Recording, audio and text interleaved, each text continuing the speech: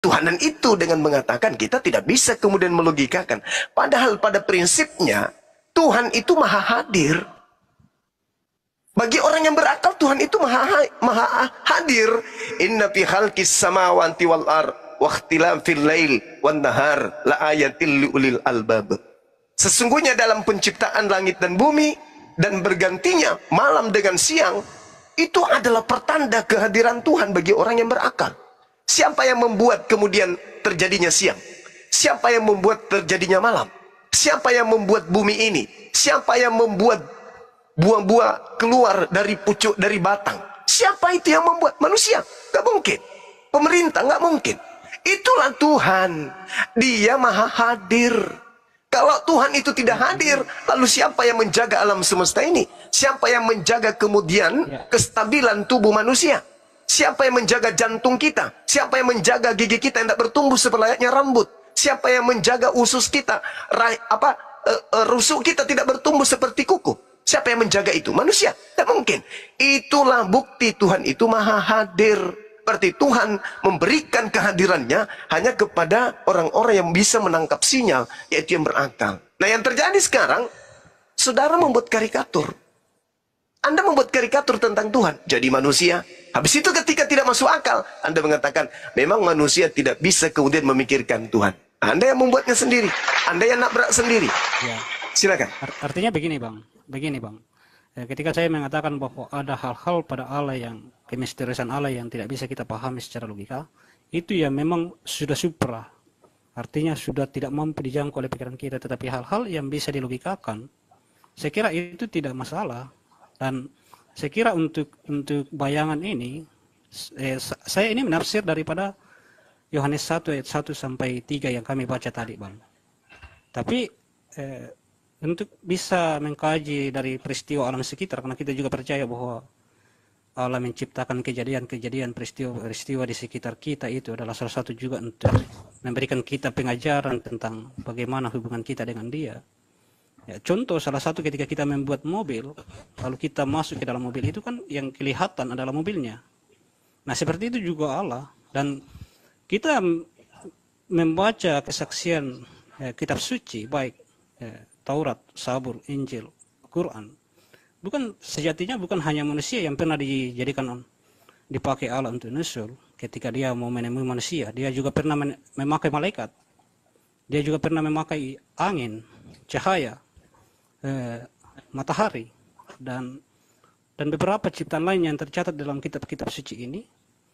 Masakan beberapa ciptaan lain ini bisa dipakai oleh Allah untuk nusul, manusia yang merupakan ciptaan paling mulia tidak layak. Saya tidak menafsir berdasarkan logika saya sendiri, tetapi apa yang saya jelaskan tadi itu berdasarkan Yohanes 1 ayat 1 sampai 3 yang kami sempat baca tadi bersama Mbak Rasya. Ya, begitu Bang. Ya, jadi gini, sekali lagi saya katakan, Anda yang membuat karikatur itu sendiri. Anda kemudian yang menabraknya dengan logika. Kata siapa Tuhan itu kemudian tidak bisa masuk akal? Bisa. Yang penting kita menggunakan dalil akurat. Contoh misalnya dalam Al-Quran. Surah Qaf ayat 16. Bismillahirrahmanirrahim. Walaqad khalaqnal insan wa na'lamu ma tuwaswisu bihi nafsuh. Dan sungguh kami telah menciptakan manusia dan mengetahui apa yang dibisikkan oleh hatinya. Dan kami, kata Allah, wa nahnu aqrabu ilaihi min hablil warid. Kami lebih dekat kepadanya daripada urat lehernya. Pembuktiannya secara logika. Siapa yang mengatur denyut jantung kita ini? Siapa yang mengatur kemudian pertumbuhan gigi kita? Sampai gigi tertahan, tidak bertumbuh seperti rambut. Siapa yang menahan? Orang tua kita nggak mungkin. Pemerintah nggak mungkin. Sekolah, universitas, pemerintah nggak ada. Berarti ada kekuatan di luar dari yang kita tahu, yang ada pada diri kita yang mengatur itu semua. Maka Allah mengatakan, wa nahnu aqrabu ilaihi min hablil warid. Aku Tuhan lebih dekat kepada manusia daripada manusia itu kepada urat lehernya. Artinya nih, kita mampu berbicara, tapi kita tidak tahu seperti apa aspek-aspek yang mampu mengeluarkan suara. Kita memiliki roh, kita hidup, tapi kita tidak tahu apa roh ini. Seperti apa wujud roh ini? Kita tidak tahu. Tapi roh itu ada pada diri kita, tapi kita tidak tahu. Itulah bukti kehadiran Tuhan. Itu yang masuk akal. Nah sekarang kalau Tuhan datang menjadi bayi, dibunuh manusia, itu yang tidak masuk akal. Karena Anda yang menciptakan sendiri. Padahal Tuhan mengatakan dalam Kejadian 6 nomor 3. Apa kata Tuhan? Rohku, roh Elohim, punyaku, tidak selamanya berada dalam diri manusia. Berarti pada diri kita ada aspek unsur keilahian. Itu yang masuk akal. Karena kita ini tak berdaya, Bung. Kepala ini bukan punya kita, tangan ini bukan punya kita, kaki ini bukan punya kita, bahkan seluruh diri kita ini bukan punya kita, tapi punya Dia, sang pemilik pencipta alam semesta. Dengan seperti apa kemudian Tuhan itu mengadakan kemahahadirannya? Dengan menciptakan kita. Maka kita ini wujud eksistensi keberadaan cahaya ilahi. Jadi tidak ada itu Tuhan datang menjadi manusia untuk supaya kita tabrak logika kita sendiri. Tidak. Tuhan telah menyatakan dirinya kepada kita manusia. Aku ada, aku ada. Dengan cara apa aku menghadirkan diriku? Dengan cara aku mengadakan manusia ciptaanku. Sekarang apa yang kita punya? Yang ada pada diri kita. Mata kita pakai melihat, tapi bukan punya kita. Mulut kita pakai berbicara, tapi bukan punya kita. Kaki kita pakai berjalan, tapi bukan punya kita. Berarti kita ini adalah milik Sang Yang Maha Hadir. Dialah pencipta alam semesta. Itu Dia. Jadi Tuhan itu logika nyampe. Yang tidak nyampe itu Tuhan-Tuhan yang dibuat. Seperti Yesus. Dia manusia, Dia ciptaan, tapi Dia 100% Tuhan. Bagaimana caranya kemudian untuk menjelaskan itu? Tidak bisa, akal tidak bisa menyentuh lu. Anda yang membuatnya seperti itu.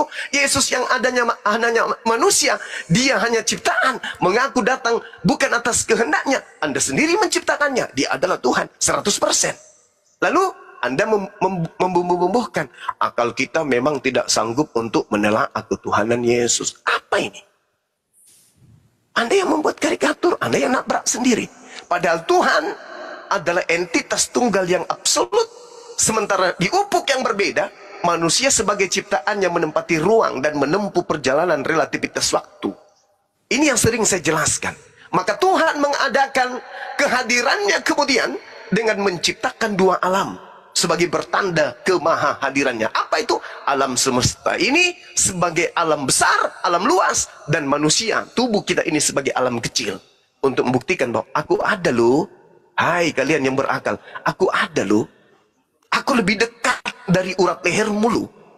Pada saat kamu tidur, aku yang menjaga napasmu. Pada saat kamu tidur, aku yang menjaga rohmu. Pada saat kamu tidur, aku yang mengembalikan rohmu sampai kau hidup kembali. Pada saat engkau tidur, aku yang membuat jantungmu tetap berdenyut. Dan aku yang membantu kemudian, aku yang memperjalankan aliran darahmu di dalam tubuhmu. Bukan nenekmu, bukan bapakmu. Bukan negara yang kau cintai ini. Bukan pasukan PBB. Tapi aku. Itu baru rasional. Karena kita ini tak ada daya. Kita ini nggak tahu apa-apa. Makanya Yesus sendiri yang sebagai nabi bahkan dilantik. Apa kata beliau? Aku tidak dapat berbuat apa-apa dari diriku sendiri. Seorang Yesus mengatakan itu. Apatah lagi kita. Seperti itu, Bang.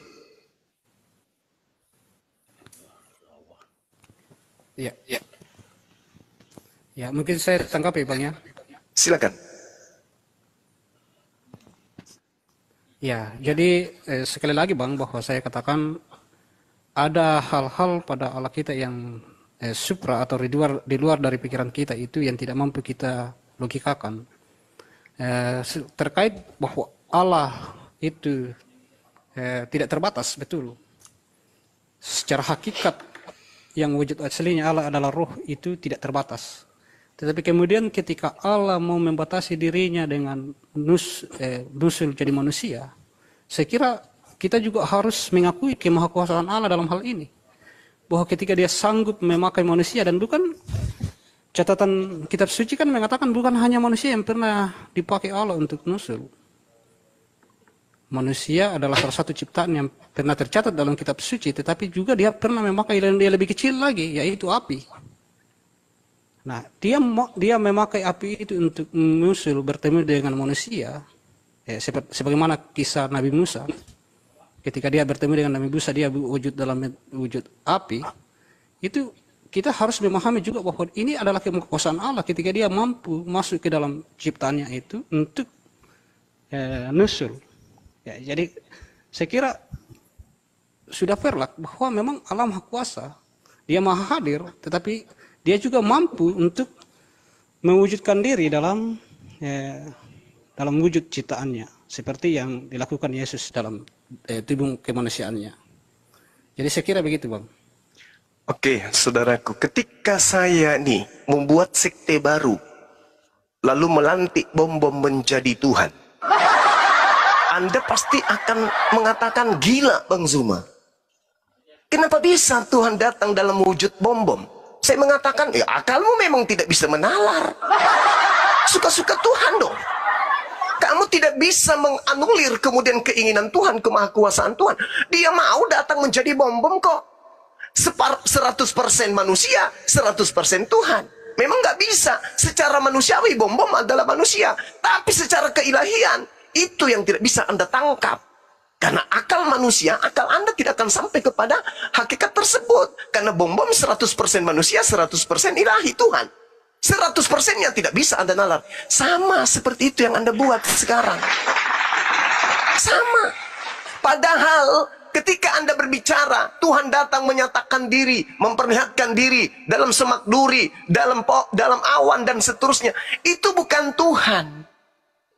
Itu makhluk utusan Tuhan. Makanya kemudian di dalam Al-Quran diterangkan, wa ma kana li basharin ayyukallimahullah illa wahya au miwara hijab au yursila rasulan.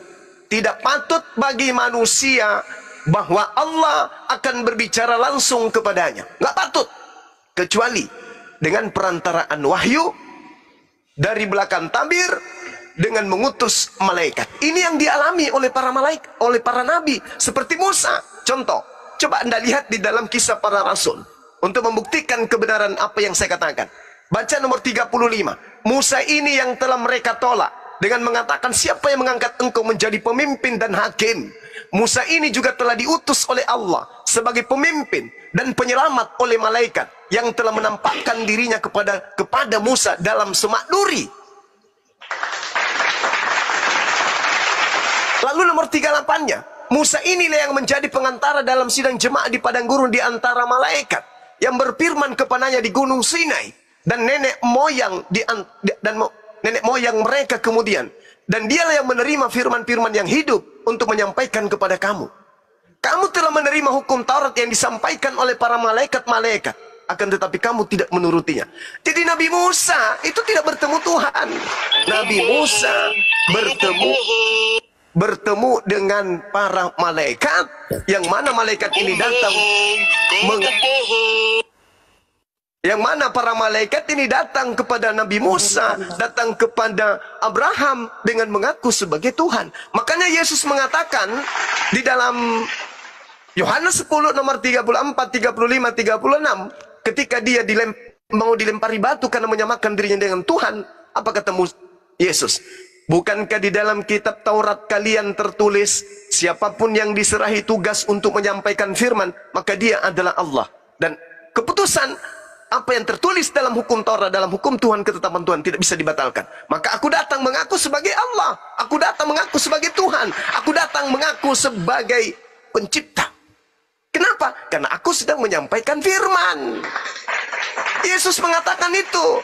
Yohanes 12:49. Aku tidak berkata-kata dari diriku sendiri. Apa yang aku katakan adalah apa yang diperintahkan oleh Bapa untuk aku katakan dan aku sampaikan. Nomor 50-nya.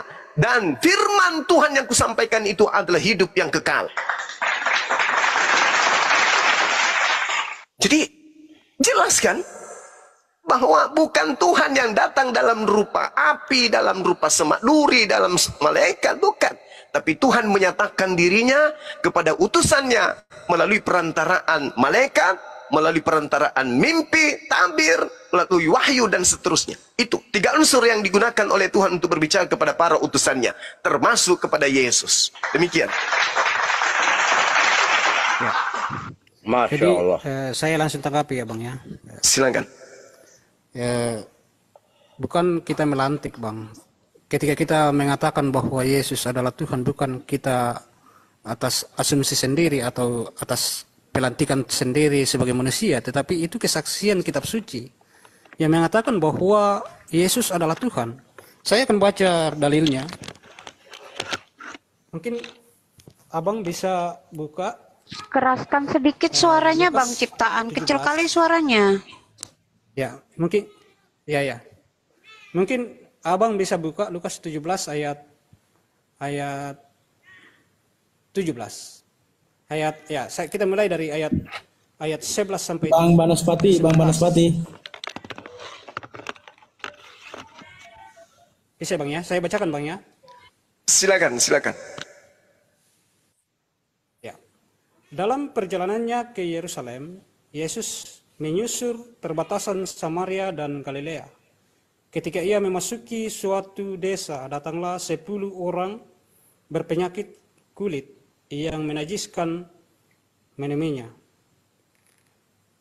Mereka berdiri agak jauh dan berteriak, "Yesus, Guru, kasihanilah kami." Ia memandang mereka dan berkata, "Pergilah, perlihatkanlah dirimu kepada imam-imam." Sementara mereka di tengah jalan, mereka menjadi tahir. Salah seorang dari mereka, ketika melihat bahwa ia telah sembuh, kembali sambil memuliakan Allah dengan suara nyaring. Lalu sujud di depan kaki Yesus dan mengucap syukur kepadanya. Orang itu orang Samaria. Yesus berkata, "Bukankah ke-10 orang tadi semuanya telah menjadi tahir? Di manakah yang 9 orang itu? Tidak adakah di antara mereka yang kembali untuk memuliakan Allah?" Ya, mungkin dikunci di sini, Bang. Tidak adakah di antara mereka yang kembali untuk memuliakan Allah selain orang asing ini? Ia berkata kepada orang itu, "Berdirilah dan pergilah, imanmu telah menyelamatkan engkau." Ya, saya jelaskan ayat ini, Bang. Yang pertama, bahwa manusia siapa yang bisa menyembuhkan sekaligus 10 orang kusta hanya dengan menyuruh pergi, memperlihatkan dirinya kepada imam-imam. Yang kemudian sembuh di tengah jalan dan satu di antara mereka itu kembali dan sujud di kaki Yesus menyembah Yesus. Lalu kemudian Yesus mengatakan kepada dia, "Di manakah yang 9 orang? Tidak adakah di antara mereka yang kembali untuk memuliakan Allah?" Kalau Allah yang disebut Yesus di sini adalah Allah yang seperti Bang Suma tadi katakan, Allah Maha Hadir, kenapa mesti kembali ke depan Yesus sujud untuk menyembah Allah? Tidak akan cukup di tengah jalan mereka memuliakan Allah.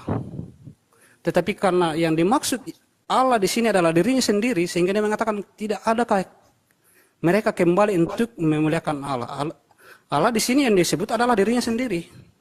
Dan satu orang itu sudah mempraktikkan dia sujud di kakinya dan mengucap syukur kepadanya. Jadi ini menunjukkan bahwa ini adalah salah satu dan dari sekian banyak ayat yang kita ambil sebagai kesimpulan bahwa Yesus adalah Allah. Selain Yohanes 1 ayat 1 sampai 3 yang kami baca tadi. Dan yang kemudian ketika pernyataan-pernyataan, "Aku datang bukan berdasarkan kehendakku sendiri, aku datang untuk diutus." Sekali lagi saya katakan bahwa itu adalah sikap kesatuan, kesehatian Allah yang saling memuliakan satu sama lain. Dan itu adalah kemanusiaan Yesus yang memuliakan Bapa. Satu tujuannya adalah untuk mengajari manusia bagaimana bersikap, bagaimana memuliakan Allah di dalam kehidupan manusia itu. Jadi ketika Yesus bersikap seperti itu adalah satu contoh yang diberikan atau teladan yang diberikan kepada manusia, dan juga suatu sikap bagaimana membuktikan bahwa di dalam ketritunggalan Allah itu saling memuliakan antara satu dengan yang lain. Ya itu, Bang, terima kasih. Oke, saya ingat 2-3 tahun yang lalu saya balik ya ke kampung ya di Palopo, tepatnya di Desa Poreang. Mungkin keluarga saya lagi dengarin. Di situ ada orang yang sakit keras, udah keluar masuk rumah sakit, kemudian tidak ditemukan penyakitnya. Saya kebetulan ada pada saat itu. Secara iseng-iseng, ketika mendengarkan ada yang sakit, saya masuk ke rumah itu. Saya melihat orang ini kemudian kerasukan roh jahat. Alhasil, saya hanya melangkahi. Saya suruh keluarganya tolong baringkan anaknya, dibaringkan ibu ini. Kemudian saya langkahi. Alhamdulillah, seketika itu juga dia siuman, sadar, dan iblis yang bercongol di dalam tubuhnya itu seketika keluar. Sembuh sampai hari ini, karena saya masih berkomunikasi dengan beliau. Sembuh. Lalu dia kemudian menangis, mencium telapak kaki saya. Sampai saya mengatakan, jangan, tidak boleh. Ya Allah, katanya, ya Allah, terima kasih ya Rabb, terima kasih ya Allah, terima kasih ya Allah. Tapi orang waras tidak menganggap saya yang Allah. Orang yang sehat otaknya tidak menganggap Bang Suma seketika itu melihat Bang Suma menyembuhkan orang. Tidak menganggap Suma ini adalah Allah. Karena pasiennya meneriak memanggil Allah. Hanya orang cupu penganut ajaran pagan yang melihat seperti ini menyembah orang yang bisa menyembuhkan orang. Ini terjadi. Saya yang mengalami gitu loh. Orang ini mencium kaki saya katakan jangan, tidak boleh. Saya bersyukur ya Allah, terima kasih ya Allah. Kau telah menyembuhkan aku. Saya kalau orang kerasukan setan, saya menganggap diri saya Tuhan, itu lucu. Yesus sama sekali tidak sesuai dengan sangkaan saudara. Tidak sama seperti sangkaan saudara. Kenapa? Yesus mengatakan dalam kesaksiannya, ada kesaksianku yang lebih penting dari kesaksian Yohanes Pembaptis. Bahwa semua pekerjaan yang aku lakukan, menyembuhkan. Pekerjaan itu yang aku lakukan. Dan pekerjaan itu yang bersaksi bahwa Bapa yang telah mengutus aku. Itu kesaksian Yesus. Jadi jauhkan pemahaman Anda, dia itu adalah Tuhan. Itu kesaksiannya. Masa Anda tidak percaya kepada kesaksiannya? Semua pekerjaan yang aku lakukan, pekerjaan itu yang bersaksi bahwa aku adalah Rasulullah, aku adalah utusan Allah. Itu satu. Kemudian kesaksian Yesusnya di dalam Yohanes 4 nomor 34. Makananku, coba, aktivitasku, rutinitasku, tugasku, kesibukanku, habitku adalah melaksanakan apa yang diperintahkan Bapa untuk aku kerjakan. Anda masih ragu juga? Coba Anda baca di dalam Kisah Para Rasul 2 nomor 22. Apa yang dikatakan kemudian kitab saudara? Ini kitab saudara. Hai orang-orang Israel, dengarkanlah perkataan ini. Yang aku maksudkan adalah Yesus, manusia dari kota Nazaret. Seorang manusia yang telah ditentukan oleh Allah, yang dinyatakan kepadamu dengan kekuatan menyembuhkan orang buta, orang lumpuh, orang kusta, bahkan orang mati pun dibangkitkan dengan mukjizat dan tanda-tanda yang dilakukan oleh Allah melalui perantaraan Yesus di tengah-tengah kamu seperti yang kamu tahu. Jadi Allah yang melakukan itu, bukan Yesus. Yohanes 5 nomor 30. Aku tidak dapat berbuat apa-apa dari diriku sendiri. Sama seperti Bang Suma menyembuhkan orang tadi. Bukan Bang Suma, tapi Allah yang memberikan kesembuhan pada orang tersebut melalui Bang Suma.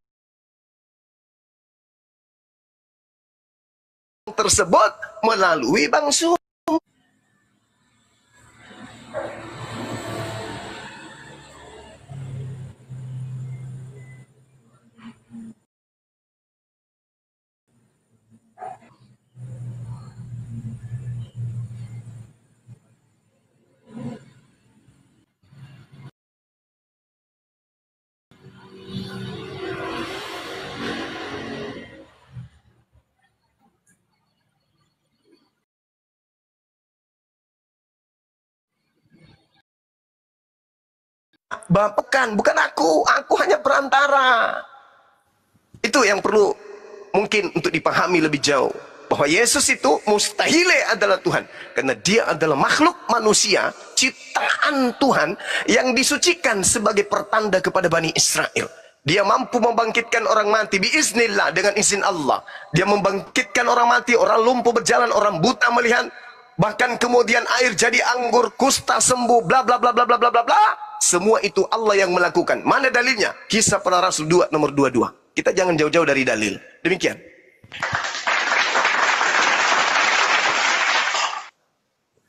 Ya, langsung Bang ya.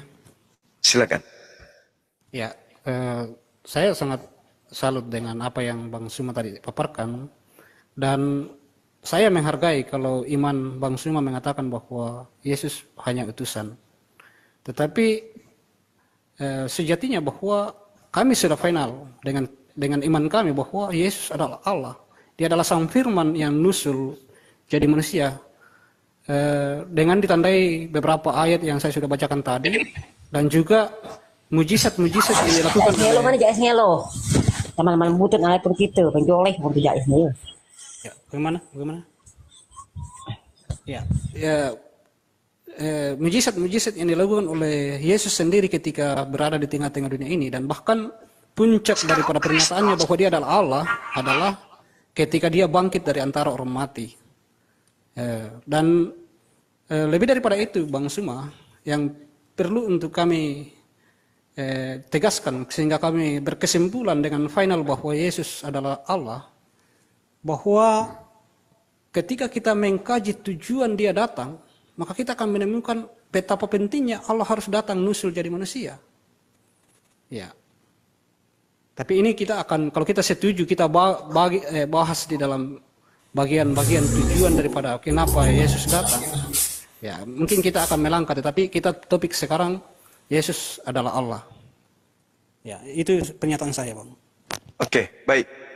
Jadi kalau sudah final, saya kasihan, saya khawatir sama saudara. Khawatir saya. Pertama, dalil di dalam kitab saudara sendiri yang mengatakan tidak ada seorang pun yang pernah melihat Allah. Tetapi anak tunggal yang ada di pangkuan Bapa, dialah yang menerangkan, menjelaskan, mentafsirkan tentang Allah itu kayak apa. Nah, Yesus menjelaskan Bapa itu kayak mana? Adakah Yesus menyentuh kalau Bapa itu adalah dirinya sendiri? Tak ada. Sementara yang berhak menjelaskan tentang Allah adalah Yesus. Menurut siapa? Menurut Yohanes 1:18. Yang punya wewenang, yang punya kapasitas, yang punya kemudian kredibel untuk menjelaskan siapa Allah dan siapa Yesus adalah Yesus itu sendiri. Siapa aku ini? Aku adalah Mesias. Siapa aku ini? Aku adalah Nabi. Aku adalah utusan Tuhan. Itu pengakuan Yesus. Coba Anda lihat di dalam Yohanes 14:31. Dunia harus tahu, Anda harus tahu, saya harus tahu, mereka harus tahu, kita harus tahu, semuanya harus tahu bahwa aku Yesus selalu mengasihi Bapa, dan aku senantiasa melakukan segala perintah yang diperintahkan oleh Bapa kepadaku. Berarti aku ini siapa? Aku ini adalah hamba Tuhan yang senantiasa taat patuh untuk menjalankan segala perintah dan ketetapan Tuhanku kepadaku. Yesus seorang Muslim. Dunia harus tahu, kata dia. Berarti Anda harus tahu. Di mana Yesus mengatakan dunia harus tahu aku adalah Tuhan? Tak ada. Yesus mengatakan dunia harus tahu bahwa aku mengasihi Bapa, bahwa aku senantiasa melakukan apa yang diperintahkan Bapa kepadaku. Berarti aku bukan Tuhan. Aku pesuruh. Aku office boy. Apa yang diperintahkan atasan itu yang aku lakukan. Mana mungkin aku Tuhan sekaligus aku adalah suruhan? Itu mustahil. Nah, endingnya di sini.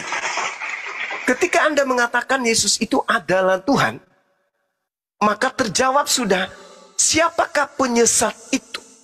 Bukankah dia yang pergi ke seluruh dunia, yang tidak mengaku bahwa Yesus datang sebagai manusia? Anda baca di dalam 2 Yohanes 1 nomor 7. Saya kasih clue-nya, Bung. Saya kasih clue-nya. Bilangan 23 nomor 19. Tuhan bukan manusia dan bukan anak manusia.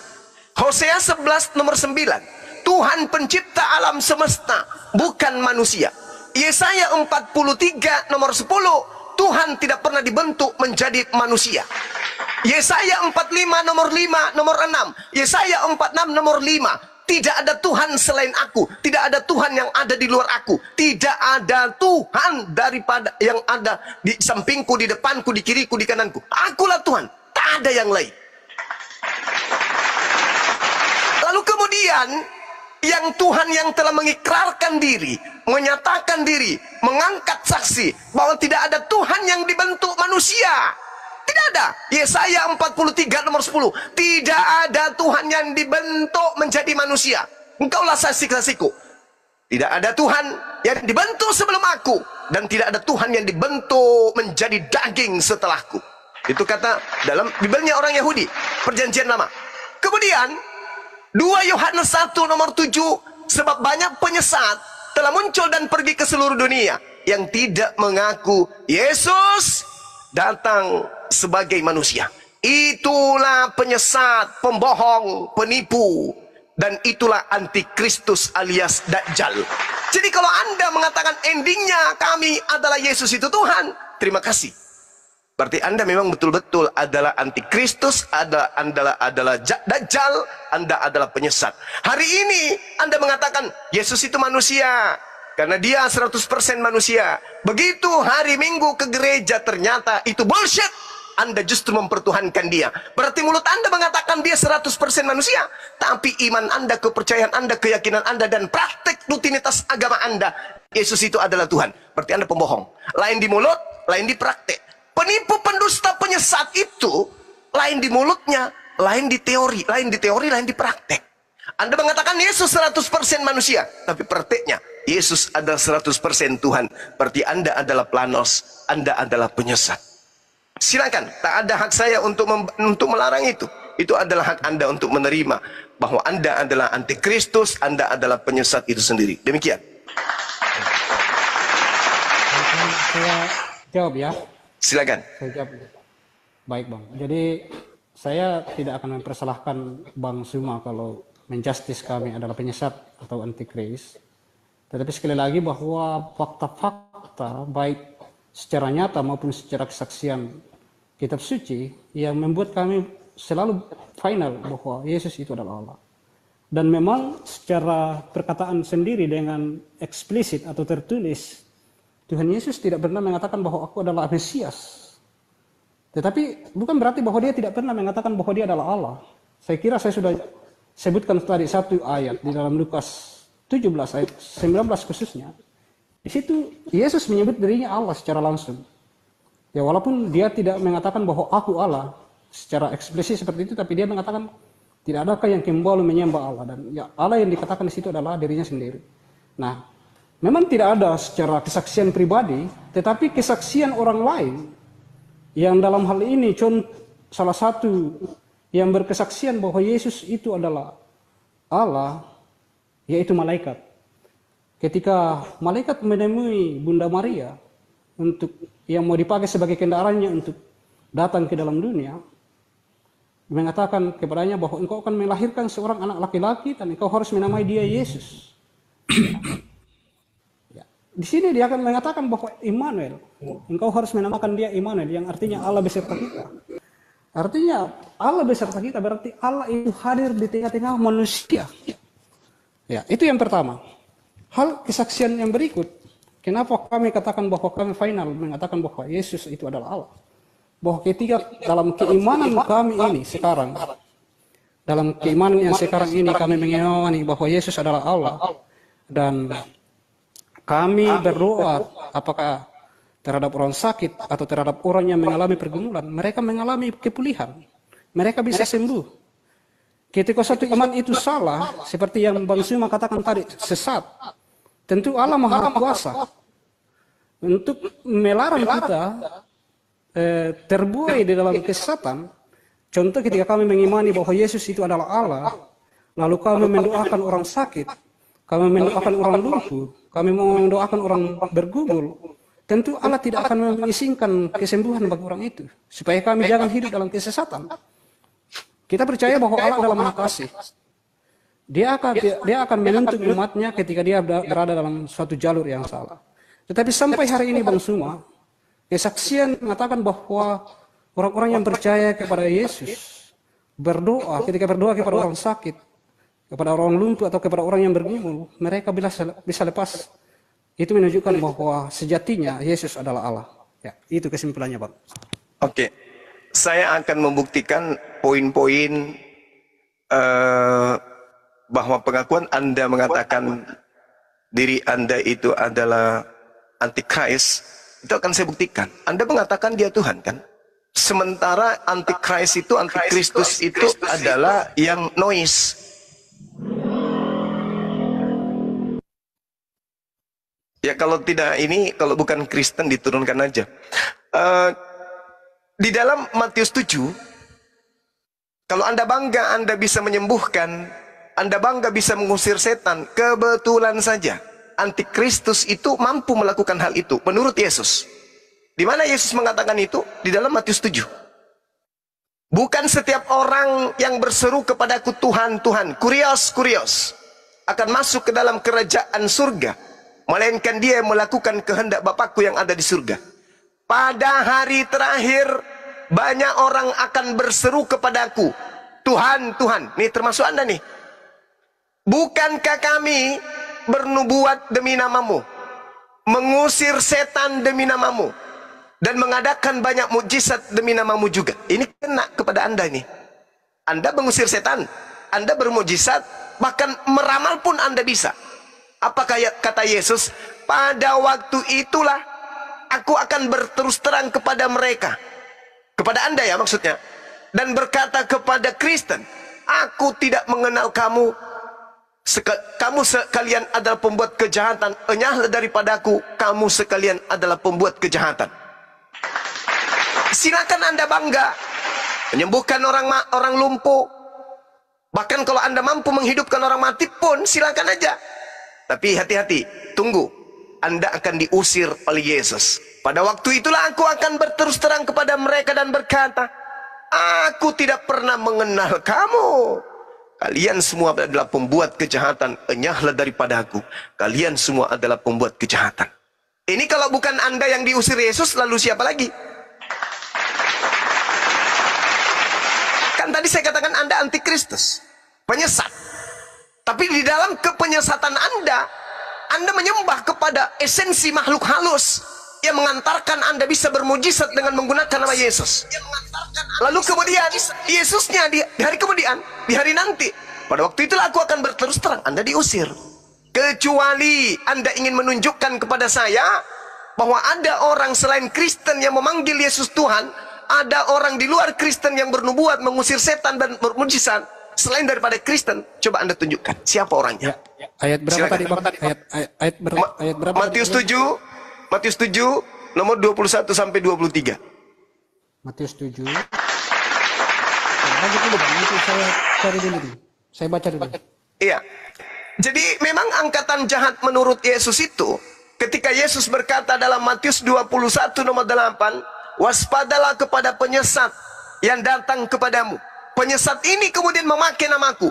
Bahkan kalau Anda jeli melihat di dalam Matius 24, nomor 23, 24, 25, 26, penyesat-penyesat itu mampu bermujizat. Mesias palsu, artinya Yesus palsu. Dan nabi-nabi palsu, artinya pengajar-pengajar palsu. Pemimpi-pemimpi palsu akan melakukan banyak mujizat-mujizat, sekiranya mungkin menyesatkan banyak orang, bahkan menyesatkan orang pilihan juga, orang-orang pilihan juga. Camkanlah, aku sudah mengatakannya kepadamu terlebih dahulu. Jadi apabila ada orang berkata ada Yesus di sini, ada Yesus di sana, ada Yesus di padang gurun, ada Yesus dalam bilik, jangan kamu percaya. Silakan Anda bangga, membuktikan Anda memiliki Tuhan. Anda membuktikan. Ingat Bung, orang-orang yang bikin santet pun bisa ngobatin, orang-orang dukun pun bisa mengobatin. Tapi apakah mereka betul? Betul menurut hitungan mereka, betul juga menurut hitungan saudara. Tapi janganlah saya yang mengatakan itu, cukuplah Yesus. Enyahlah daripadaku, kalian semua adalah pembuat kejahatan, aku tidak pernah mengenal kalian. Silakan. Ya, saya tidak menemukan tadi dalilnya Bang, tapi saya akan menanggapi itu. Matius 7 nomor 21 sampai nomor 23. Silakan, saya tunggu. 21 sampai 23 ya. Iya. Bukan setiap orang yang berseru. Ya, saya mau baca dari ayat 18 dulu ya. Tidak mungkin Tuhan yang baik menghasilkan dua yang baik, ataupun Tuhan yang tidak baik menghasilkan dua yang tidak baik. Setiap pohon yang tidak menghasilkan buah yang baik akan ditebang dan dibuang ke dalam api. Jadi dari buahnya lah kamu akan mengenal mereka. Bukan setiap orang yang berseru kepada aku, Tuhan, Tuhan, akan masuk ke dalam kerajaan surga, melainkan orang yang melakukan kehendak Bapakku yang di surga. Pada hari terakhir, banyak akan datang berseru kepada aku, Tuhan, Tuhan, bukankah kami berbuat demi namamu, dan mengadakan banyak mujizat dengan namamu juga? Pada waktu itu, itulah aku akan berterus terang kepada mereka dan berkata, aku tidak pernah mengenal kamu, nyala dari hadapanku, hai kamu yang melanggar perintah Allah. Ya, saya akan tanggapi ini, Bang. Yang pertama, bahwa ketika yang dimaksud ini adalah hanya sekedar penyembuhan, keseluruhan penyembuhan yang dilakukan oleh orang-orang percaya kepadanya, itu kita keliru, Bang. Karena yang dimaksud di sini adalah orang-orang yang hanya mengejar mujizat kesembuhan saja. Jadi mereka percaya kepada Yesus karena mau sembuh, mau mendapat mujizat, mau mampu melakukan mujizat. Nah itu Tuhan Yesus mengatakan bahwa aku tidak akan mengakui engkau di hadapan Bapakku nanti. Ya. Artinya ini adalah kaitannya dengan bagaimana pengikut dia itu tulus dalam iman kepadanya, bukan karena mengejar kekayaan, bukan karena mengejar mujizat, atau ketika dia sakit bukan karena hanya sekedar sembuh sehingga dia mau beriman kepada Yesus, tapi dia maunya dia beriman kepada Yesus karena dia betul-betul iman bahwa dia adalah Allah, dia mengasihi dia, manusia mengasihi Yesus. Jadi yang dimaksud di sini apa yang dikatakan tadi? Berseru ke Tuhan, Tuhan. Bukan orang yang berseru kepada aku, Tuhan, Tuhan yang akan masuk ke dalam kerajaan surga. Yang dimaksud adalah hanya berseru karena motivasi yang kepentingan dirinya sendiri. Bukan untuk tujuan memuliakan Allah. Bukan tujuannya berseru kepadanya karena memuliakan Allah, tetapi mau mencari keuntungan atas dirinya sendiri. Nah, itu yang pertama. Sekaitan dengan yang Bang Suma tadi pernah jelaskan bahwa dia datang dengan tidak mengakui keunggulannya sebagai Allah. Ya saya kira mari kita melihat peristiwa yang terjadi di sekitar kita, Bang. Ketika seorang ayah menyuruh seorang anaknya ke suatu perusahaan yang dimiliki oleh suatu keluarga itu. Lalu si anak itu ketika berbicara kepada karyawan-karyawan yang ada di perusahaan dia mengatakan, aku datang mewakili Bapakku dan segala kehendaknya aku dilimpahkan kepada aku. Ini menunjukkan bahwa anak itu bukan bagian daripada keluarga yang Bapa yang mengutusnya itu. Ya, sama juga dengan Yesus, bahwa ketika dia datang mengatakan bukan atas kuasaku sendiri, bukan atas kemampuanku, tetapi kehendak Bapakku, itu bukan berarti bahwa Yesus bukan Allah itu sendiri. Ya, bukan dari keluarga kerajaan Allah. Tetapi dia adalah Allah itu sendiri, ialah firman yang menyusul menjadi manusia, datang untuk ada tujuan. Makanya saya katakan ini akan lebih jelas lagi ketika kita mau melangkah masuk mengapa Allah harus nusul jadi manusia. Karena ada beberapa alasan yang sangat-sangat urgent bagi manusia itu sendiri. Bukan bagi Allah, tapi bagi manusia. Sehingga Allah itu harus datang. Lalu apakah Allah sebaik itu? Ya memang itulah. Kenapa dikatakan Allah Maha Kasih? Ya mahanya itu karena manusia yang hanya ciptaan, dia rela datang mengambil wujudnya untuk menyatakan kasihnya itu. Makanya kalau apalagi yang di atas kasih, kalau seorang presiden mau menjadi mau bergaul dengan orang-orang yang ada di pemukiman kumuh, itu masih biasa-biasa, Bang, karena sesama manusia. Tetapi kalau sang pencipta yang nusul bergaul dengan manusia, itu baru namanya Maha Kasih. Ya, saya kira itu, Bang. Oke. Ya, sekali lagi saya katakan Anda membuat karikatur itu sendiri. Jadi semuanya tidak rasional kemudian. Tadi Anda mengakal-akali tentang Matius 7, tapi tidak apa-apa. Itu hak Anda untuk berbicara. Tapi tolong setelah ini Anda renungkan baik-baik. Anda pelajari baik-baik Bible itu. Dan Anda renungkan baik-baik. Apakah Tuhan? Ini kita TikTok aja dulu. TikTok. Saya jelaskan dulu, Bang.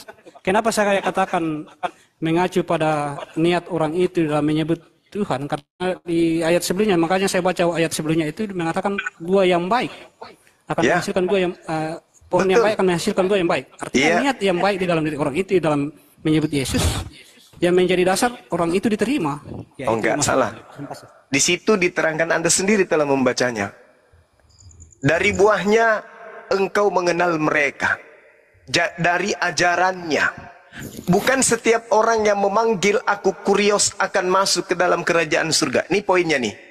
Melainkan dia yang melakukan kehendak Bapakku yang ada di surga. Itu poinnya. Sekarang Anda menyembah Yesus atas kehendak siapa? Jujur. Kali ini saya minta Anda jujur. Anda menyembah Yesus atas kehendak siapa? Kehendak Bapa. Tunjukkan dalilnya. Ya, nanti saya cari dalilnya ya. Ya, silakan bicara, saya akan cari dalil. Anda melakukan satu prosesi keagamaan menyembah Yesus tanpa tahu perintahnya. Di usia saudara yang sekarang ini menerima ajaran nyembah Yesus selama 2000 tahun nyembah Yesus, Kristen itu tak ada perintah rupanya. Sampai-sampai dalil yang lain Anda hafal, tapi dalil yang sangat fundamental, pondasi daripada keselamatan Anda nggak ada. Melainkan dia yang melakukan kehendak Bapakku yang ada di surga. Mana kehendak Bapa agar manusia menyembah kepada Yesus? Harus ada dong. Sebagaimana Bapa mengatakan kehendaknya, jangan ada ilah lain di hadapanku. Aku adalah ilah yang pencemburu. Hanya kepadaku sajalah engkau berbakti, dan seterusnya. Bunuhlah orang ketika ada orang yang mengajak engkau menyembah kepada ilah lain. Bunuh sekampung. Tanganmu sendirilah yang harus melontari kepalanya dengan batu sampai mati. Kalau ada yang mengajak engkau menyembah kepada ilah lain selain daripada aku. Nah sekarang Kristen muncul di mana orang Yahudi tidak pernah ada dalam bayangan mimpi mereka sekalipun menyembah anak yang mereka katakan anak hasil zina. Menyembah anak yang lahir tanpa ayah. Tak ada dalam pikiran mereka. Karena orang Yahudi, Tuhan itu laisa kami selihai. Yeremia 10 nomor 6. Tuhan tidak serupa dengan manusia. Bilangan 23 nomor 19. Tuhan bukan manusia dan bukan anak manusia. Yesus manusia dan anak manusia. Sementara yang diusir ini dari buahnya kita bisa melihat. Yaitu siapa? Mereka yang memanggil Yesus Tuhan. Bermujizat mengusir setan. Lalu kemudian bernubuah pakai nama Yesus. Tetapi amalan-amalan prosesi agamanya tidak sesuai dengan kehendak Bapa. Satu, tak ada kehendak Bapa sembahlah Yesus. Tak ada kehendak Bapa ibadahlah hari Minggu. Tak ada kehendak Bapa Natalan. Tak ada kehendak Bapa memperingati kelahiran Yesus, memperingati kenaikan Yesus. Tak ada kehendak Bapa makan babi. Tak ada kehendak Bapa membatalkan hukum-hukum Taurat. Tak ada kehendak Bapa merasulkan Paulus. Tak ada kehendak Bapa menjadikan perjanjian baru sebagai pengganti perjanjian lama. Tak ada. Jadi bukan kehendak Bapa yang menjadikan Anda mempertuhankan Yesus. Maka kembali kepada saudara, siap-siap untuk diusir. Saya hanya memperingatkan. Kami umat Islam hanya datang membawa peringatan saja. Yang mau mengikuti silakan, yang tidak mau mengikuti silakan. Toh iman kami tidak akan rusak, karena kami percaya Yesus yang kami imani sebagai Nabi Isa alaihissalam adalah Nabi suci yang datang ke tengah-tengah Bani Israel untuk mengajak Bani Israel kembali kepada jalan Tuhan yang betul. Demikian.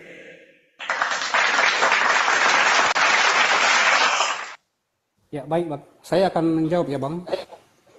Silakan. Kalau di ayat tadi mengatakan yaitu melakukan kehendak Bapa ya. Suaranya bang, dikit suaranya bang. Kecil. Ya,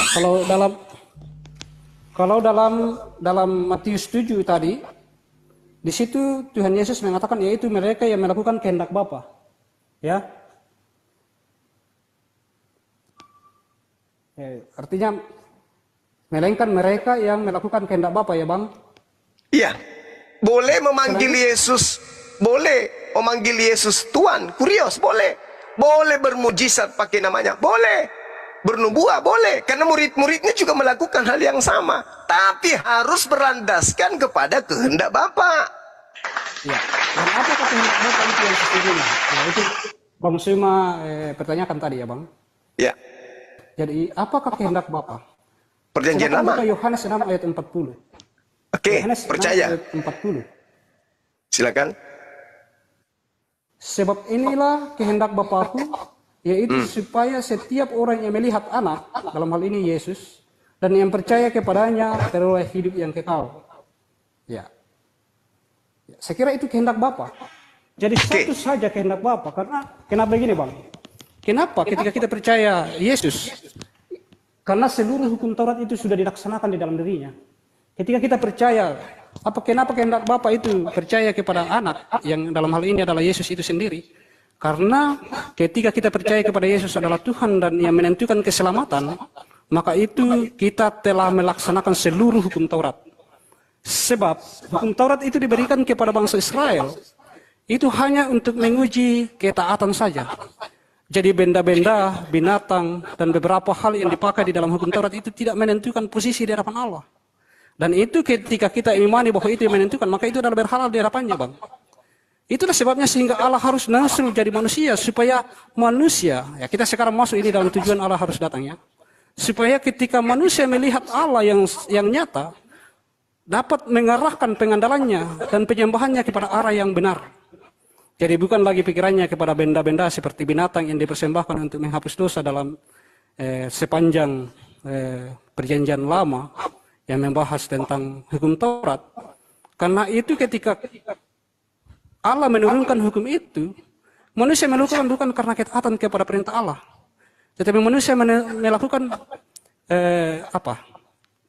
pikirannya mengacu pada benda-benda yang dipakai, dan itu sangat menghina Allah. Karena menganggap bahwa ya binatang itu memiliki posisi menentukan posisi manusia di hadapan Allah. Yang sejatinya harusnya Allah yang Maha Kuasa yang menentukan posisi manusia di hadapannya. Ya, mungkin selalu saya pakai peristiwa alam sekitar ketika kita memasuki di dalam kantor bupati Bang, atau kantor presiden. Apakah seorang bisa masuk kalau presiden mengatakan tidak boleh masuk? Bagaimanapun dia, sebaik apapun, kalau presiden mengatakan tidak boleh masuk, tidak boleh masuk. Ini harus kedaulatannya presiden itu. Kerjaan Allah pun seperti itu. Nah, ini yang diinginkan oleh Allah, sehingga ketika Yesus datang nusul manusia dan manusia mengandalkan bahwa Yesus yang menentukan keselamatan itu, berarti dia mempercayai bahwa Allah sendirilah yang menentukan keselamatan itu, bukan dirinya, bukan benda-benda atau apapun. Begitu juga dalam hal kekudusan dan kelayakan dia di hadapannya. Harus otoritas Allah, harus kedaulatan Allah dan tanpa intervensi. Karena apa yang dimiliki manusia, apa yang mampu dilakukan oleh manusia, apa yang ada pada manusia itu adalah ciptanya. Dan itu tidak memiliki peranan apa-apa. Apakah Allah tidak sanggup dengan kedaulatan yang mengatakan engkau selamat? Haruskah mesti ada intervensi manusia? Inilah yang diinginkan Allah, sehingga dia harus nyusul. Karena salah satu kesulitan manusia Bang semua adalah sulit percaya pada sesuatu yang tidak dilihat. Allah adalah roh yang tidak dapat dilihat. Nah, manusia cenderung mengandalkan benda-benda di sekitar, mengandalkan hal-hal yang ada di sekitarnya, termasuk dirinya sendiri, karena tidak melihat Allah secara langsung. Nah, ketika Yesus datang secara langsung dan manusia menyembah kepada dia dan mengarahkan andalannya sepenuhnya kepada dia dalam segala hal, bahwa dia yang menentukan, dialah penentu, itu berarti bahwa dia percaya Allah yang sesungguhnya. Itulah sebabnya itu salah satu alasan. Tapi masih ada lagi alasan-alasan lain ketika kita mau masuk dalam tujuan kenapa harus Allah nusul. Ya, coba Anda tunjukkan datanya di mana Theos. Coba di mana Theos nuzul menjadi manusia itu di mana, Bang? Ya, Yohanes 1 ayat 1 sampai 3, Bang. Itu perkataan siapa? Ya, itu kesaksian orang. Ya, sekira begini, Bang. Kalau saya mengatakan saya adalah seorang raja, apakah Bang Suma akan percaya? Saya minta siapa yang mengatakan itu, nggak usah pakai khotbah gereja. Ya. Saya jelaskan dulu ya. Anda kan cuma ngomong kosong dari tadi. Saya jelaskan dulu. Sabar. Anda menjawab, tapi saya tidak mau dibodoh-bodohi dengan jawaban anak TK seperti Anda. Jadi gini, Bung. Silakan, Bang. Sebab aku turun dari surga bukan untuk melakukan kehendakku, tetapi untuk melakukan kehendak siapa?